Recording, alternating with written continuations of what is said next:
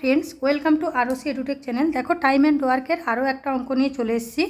কী বলেছে? 4 জন পুরুষ অথবা 5 জন মহিলা একটি কাজ শেষ করতে পারে 123 দিনে। তাহলে 5 জন পুরুষ এবং 4 জন মহিলা ওই কাজটা কত দিনে শেষ করতে পারবে? দেখো, এখানে ঠিক উল্টোটা দেওয়া আছে।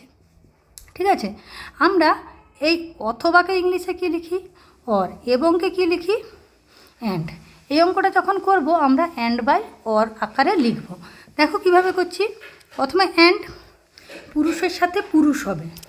প্রথমে অ্যান্ড, পুরুষের ক্ষেত্রে অ্যান্ড কত? 5, অর কত? 4, অ্যান্ড বাই অর। এবার মহিলার ক্ষেত্রে অ্যান্ড কত? 4, অর কত? 5 ইন্টু ডি।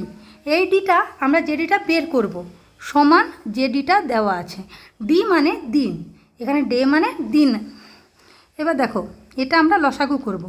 হবে না? 5 4 20 হবে, তাহলে 5 5 25 প্লাস 4 4 16 ইন্টু ডি সমান 1 2 3।